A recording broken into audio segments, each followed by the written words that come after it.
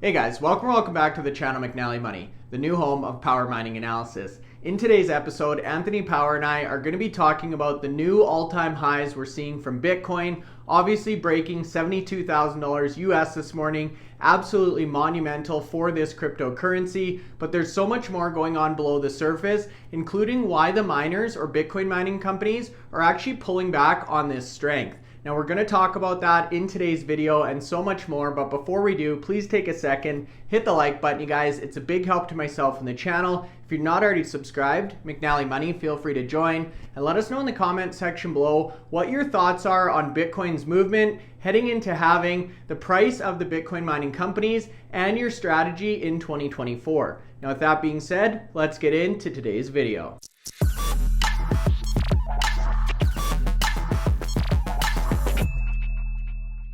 Okay guys, so that's right. Today's video, a super exciting one. Our prediction came true, Anthony. Bitcoin was able to crack all-time highs over the weekend. It really started moving late last night, Sunday night. I have to say, Bitcoin has really started to impact my sleep schedule, Anthony, as I'm constantly monitoring this. I know I was texting you at 2, 3 in the morning. Lo and behold, we wake up. Bitcoin has now broken through $72,000. Our prediction came true. But the mining companies are down, Anthony. What is going on here today? Yeah, so we've seen the Bitcoin price, last year up 155%, already 72% up in 2024. So it's on a great move at the moment. And yeah, there's a number of reasons for that. We've articulated it in, on previous podcasts. We've got the ETFs. They've been buying up Bitcoin on a daily basis.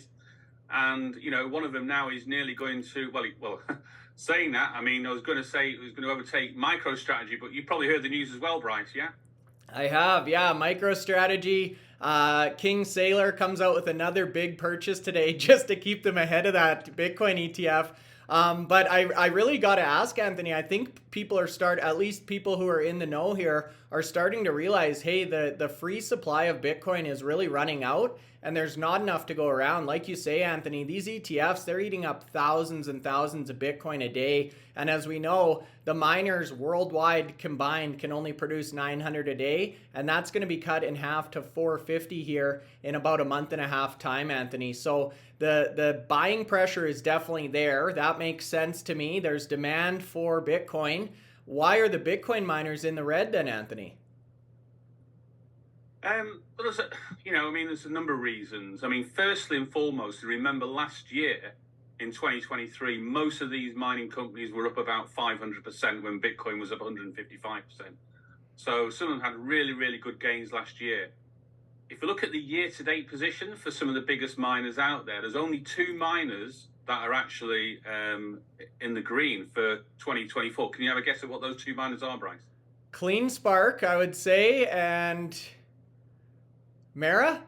So CleanSpark and Core Scientific are the only 2 performing miners in the actual green. When we look at the sort of some of the bigger miners, I haven't gone through all 32, but of the larger miners that we cover, they're the only ones that are showing green at the moment.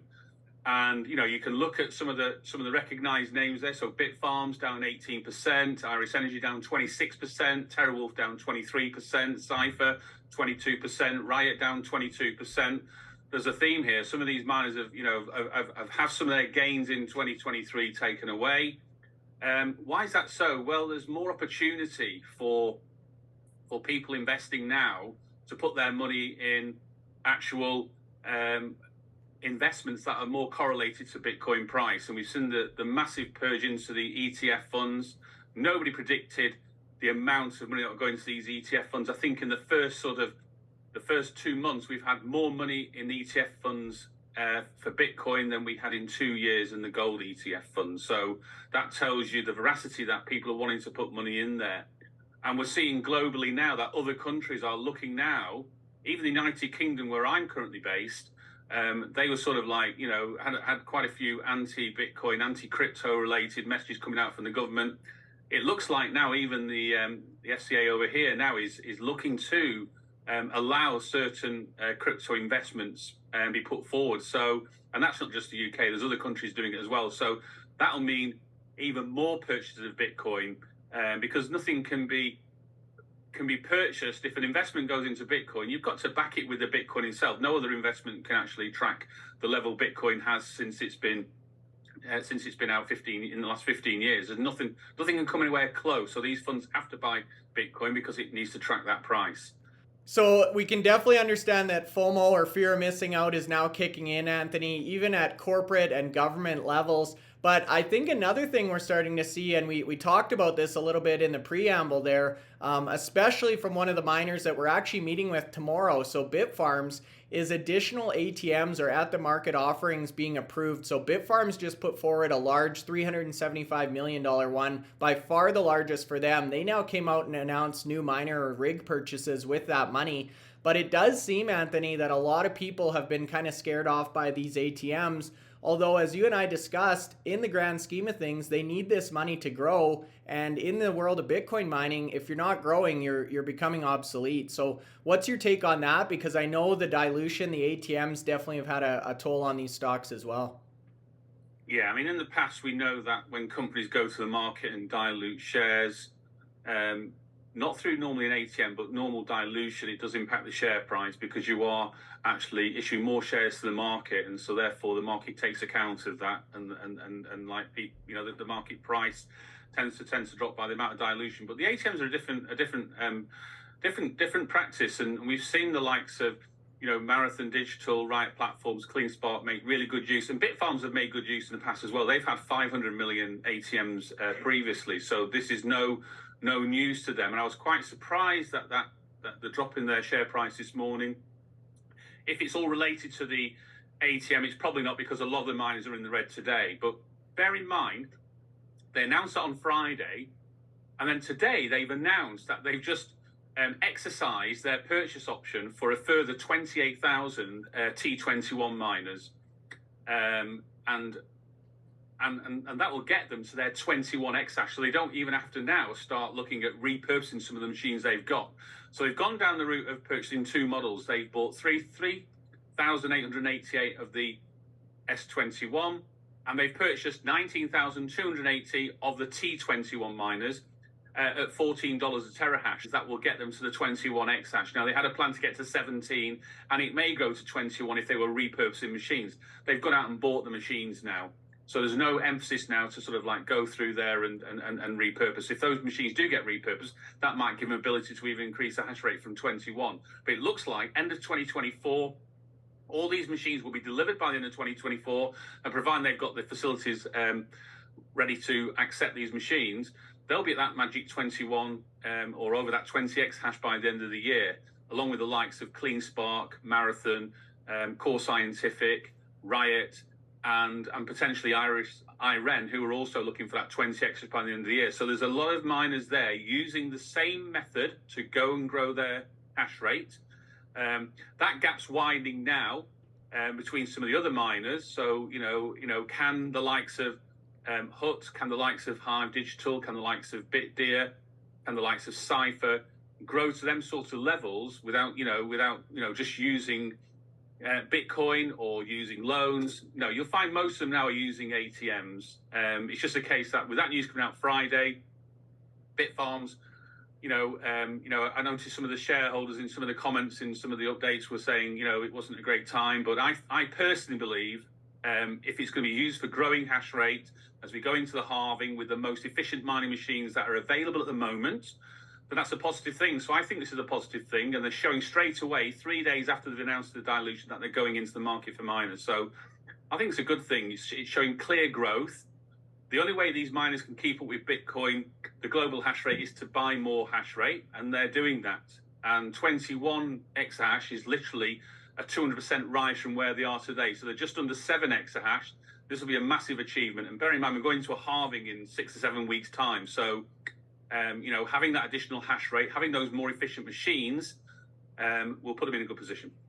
Yeah, you're exactly right, Anthony. And at the end of the day, either you sell some shares off to accumulate money, you take debt, and then you're paying interest, or you have to liquidate your Bitcoin hodl. And with Bitcoin prices continuing to go high and higher, I definitely think dilution is the one of the three that I would pick. Again, I saw a lot of the comments and people were asking my opinion, and I said, hey, you know what? It's worked very well for all the other miners. Why wouldn't Bitfarms take advantage of this prior to the halving and get some of this stuff in the pipeline for 2024? So I think that was a strong move. A lot of times, Anthony, you'll see these ditch-to-ditch reactions in the public market, and that's exactly where opportunity is. So every day that I see green on the Bitcoin chart and red on the Bitcoin miners is the day that I'm looking to buy. I've seen some really cool stuff on Twitter as well, talking about the worst time to sell companies like this are when you see correlated assets actually diverging. So the gap between the spot Bitcoin price and Bitcoin miners actually not following suit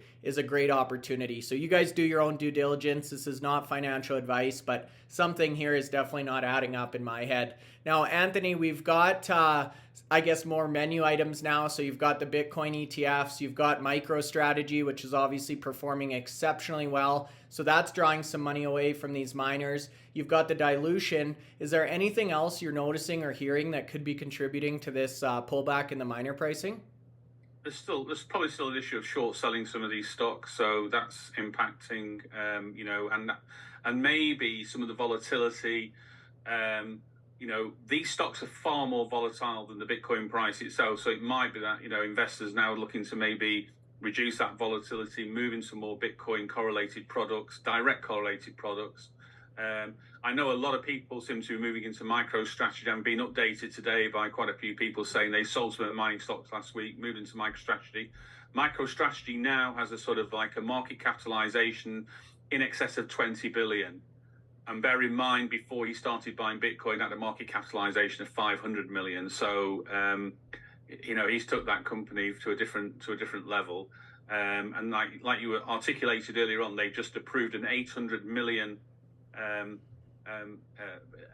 raise to buy more Bitcoin, which they bought today. So that they've increased their Bitcoin holdings. We know that that one of the ETFs was getting close to that number. It might take them a few more days to sort of like catch them, but it's inevitable that the ETFs will go past MicroStrategy. Certainly the top two ones will go back because their buying power at the moment, with investors pumping money in there. Coinbase looks an attractive investment at the moment for people. They seem to be going to Coinbase because, again, the relationship more direct with Bitcoin itself. And the halving's coming up, so part of me is thinking, with the revenues and the revenues dropping by 50%, we're always saying if the Bitcoin price doesn't rise, but we're also saying at the same time Bitcoin price has risen 71% this year. If it still maintains its rise, then that will provide most of these mining companies that we look at on a daily basis that sort of like that bit of breathing space to get themselves in order for the next rise in Bitcoin, because we know after each cycle, not necessarily directly at the cycle, but within a few months of the cycle of the halving, the mining prices tend to follow and the Bitcoin price tends to follow in a direction upwards. So we'll wait and see what happens there. But at the moment, I think that the impact of the ETFs is causing this extraordinary rise before the halving. It doesn't normally happen that way. We don't get an all-time high till post-halving. We've actually had a number of all-time highs in the last week, and it doesn't seem like it's stopping anywhere soon. And will it get to 80,000 in short space of time? Chances are it probably will do. Let's pick it up again later in the week. But nothing stopping Bitcoin at the moment. We'd like to see more green on the mining space, but miners will follow. So it's a case of being patient. We're talking about revenues increasing for these mining companies. Revenues increasing gives you more margins, gives you more profits, and therefore, we'll start to attract investment back into those. So, overall, I'm not overly concerned at the moment. I've not moved into MicroStrategy or Coinbase or the ETS, but I'm happy to stick with the mining stocks that I have at the moment. Yeah, I'm thinking the same thing, Anthony. I keep hearing more and more discussion about these OTC desks just drying up. There's not enough Bitcoin to go around. And as we say on our website, Anthony, there is no Bitcoin without Bitcoin miners. So at some point, if these ETFs are buying, they need to find a seller. and Bitcoin miners are the only ones who can produce net new coins. So it will be interesting to see. My prediction is the miners do start to balance out by weekend here. That's kind of what we've seen over the last few weeks. A little bit of choppy trading Monday, Tuesday, Wednesday, and then kind of a balancing out at the end of the week. Time will tell if we're right, Anthony. Again, no shortage of news and excitement in this space. Guys, quick reminder before I kick it back to you, Anthony, for closing thoughts. We've got Ben Gannon on from Bitfarms tomorrow, the Chief Mining Officer. Very timely interview. I know we've already got a number of questions. One of them actually was, how far is this ATM going to take them towards that 21 exahash goal, which obviously is a non-issue now. But make sure you guys get any questions in. Anthony, any thoughts before we let you go? No, it's as I say, we had a good weekend from a Bitcoin perspective. Let's hope that the miners turn it around this week. But I'm here for the longer view. So if Bitcoin price is going up, mining prices will follow undoubtedly. That's a great way to finish. Thanks so much, Anthony. We'll see you tomorrow.